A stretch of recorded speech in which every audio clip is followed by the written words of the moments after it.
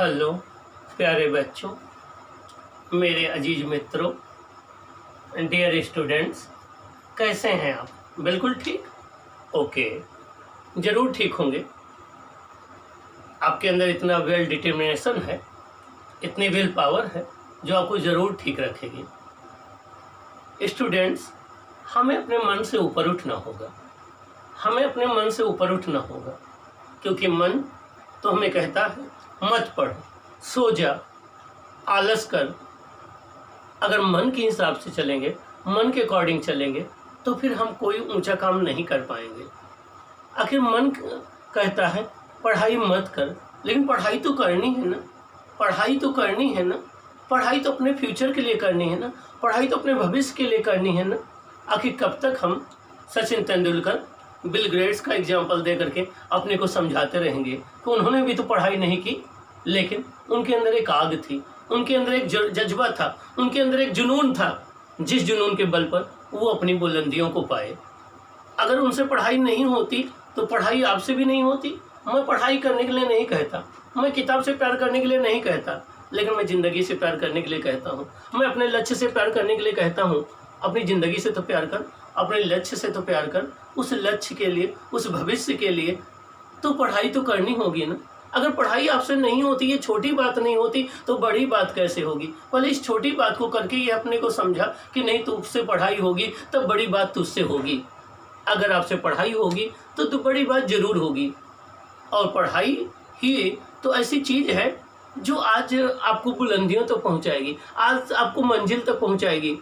उसका एक जीता जागता एग्जाम्पल आप अभी देखो। लॉकडाउन में जिन लोगों ने मेहनत से काम किया, मेहनत से पढ़ाई किया, अपनी मंजिलों को हासिल किया, अपने को फाइनेंशियली स्ट्रांग रखा, आज ये लॉकडाउन उनके लिए एक इंजॉयफुल मोमेंट था। आज उन्होंने अपनी ज़िंदगी को अच्छे से जिया, उन्होंने इंजॉय किया, क्योंकि वो कभी इतने फिनेंशियली सिक्योर हो चुके थे, इतनी मेहनत कर चुके थे कि आज ये लॉकडाउन उनके लिए एक इंजॉय पीरियड बन गया। उन्होंने कई चीज़ों को अच्छी तरीके से इंजॉय किया, क्योंकि कभी वो पतझड़ से गुजर चुके थे, कभी वो उन मेहनतों से गुजर चुके थे, कभी उन्होंने अपने मन को समझाया था, कभी उन्होंने रात रात जगाए थे, ठीक ना। अब भाग्य की परिभाषा मैं बता दूँ, उसने दिन काम किया, उसने रात काम किया, उसने टीवी छोड़े, उसने गेम छोड़े, उसने मौज मस्ती छोड़ी, उसने रात रात पढ़ाई की और अंत में वो सफल हुआ। लोगों ने उसे भाग्यशाली कहा। ये भाग्यशाली की परिभाषा है।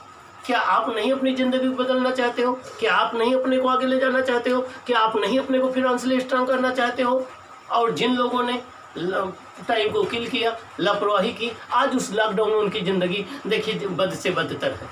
उनको वो पैसे के मोहताज हैं, वो संसाधनों के मोहताज हैं।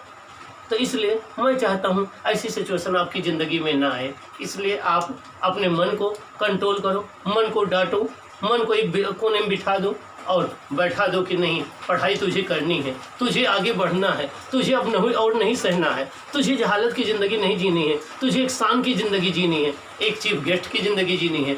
तो उसके लिए तो अपने मन को समझाओ, अपने मन को समझाओ, समय का सदुपयोग करो, निगेटिव लोगों से दूर रहो, पॉजिटिव थिंकिंग रखो। आधा गिलास भरा है, इसको सोचो, आधा गिलास खाली है, इसको सोचना बंद कर दो।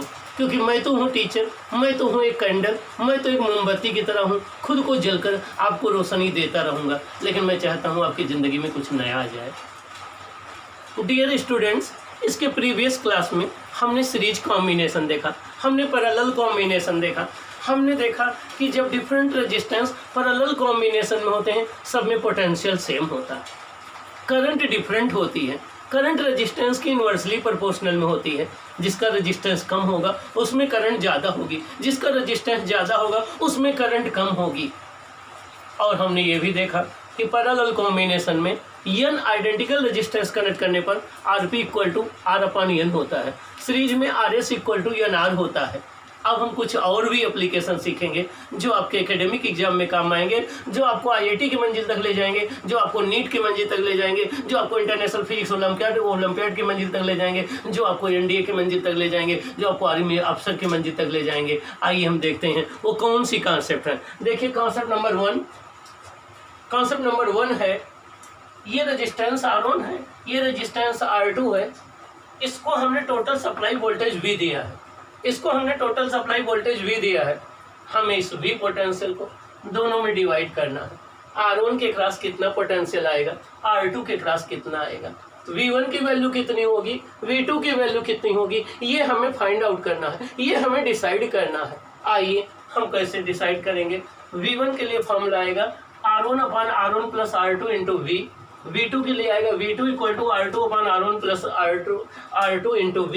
ये फॉर्मूला आया कहाँ से, सीरीज में आता है, V प्रोपोर्शनल R होता है। यहाँ से हम राइट करेंगे V1/V2 इक्वल टू R1/R2 आएगा, और इसमें हम कंपोनेंटो डिवाइडेंडो लगा देंगे तो ये दोनों फॉर्मूले आ जाएंगे।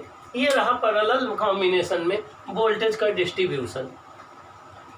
अब हम एक दूसरा केस डिस्कस करते हैं। ये आपके पास 2 बल्ब हैं, एक B1 बल्ब है, एक B2 बल्ब है, एक P1 वाट का है, एक P2 वाट का है, एक का रेजिस्टेंस R1 है, एक का R2 है, और इसको सेम सप्लाई वोल्टेज V से हमें कनेक्ट करना है। एक बार हमें इनको सीरीज में कनेक्ट करना है, पता करना है टोटल पावर कितनी कंज्यूम होगी। अब पता करना है कि टोटल पावर कितनी कंज्यूम होगी। देखिए कैसे फाइंड आउट करते हैं। P इक्वल टू होता है V²/R। Total power consume equal to हो जाएगा total supply voltage upon total equivalent resistance. PT equal to हो जाएगा, P मतलब पावर, T मतलब total power equal to V²/R। Equivalent होता है, सीरीज में है दोनों, R1 प्लस R2। R1 हो जाएगा V²/P1, R2 हो जाएगा V²/P2, तो P टोटल हो जाएगा V²/V² 1/P1 plus 1/P2। V² आप कॉमन ले लेंगे, V² अपन कॉमन ले लेंगे, PT हो जाएगा P1 plus P2/P1 into P2। PT हो जाएगा P1 P2/P1 प्लस P2। इसकी वैल्यू P1 से भी कम आएगी, P2 से भी कम आएगी। इसका क्या मतलब हुआ, इसका ये मतलब हुआ मेरे बच्चों कि जब भी 2 बल्ब डिफरेंट वाट के हों और उनको सीरीज में कनेक्ट कर दिया जाए तो उनकी जो टोटल पावर कंज्यूम होगी, जो सबसे छोटा वाला वाट है, उससे भी कम होगी। आइए हम एग्जांपल के थ्रू इस बात को और क्लियर करते हैं। P1 100 वाट का है, P2 50 वाट का है। अब अगर ये अकेले लगाते तो 100 वाट यूज होता, ये अगले करते तो 50 वाट कंज्यूम करता। दोनों को कंबाइंड लगाओगे तो सीरीज में कितना होगा, सीरीज में 100/3 होगा, ये 33 वाट आएगा। अब देखिए पावर कंज्यूम डिक्रीज हो गई, ये P1 से भी कम है, P2 से भी कम है, ऐसा सीरीज में होता है। अगर इन्हीं बल्ब को आप पैरेलल में कनेक्ट कर देते, तब कितना पावर कंज्यूम होता, तो PT equal to V²/R equivalent.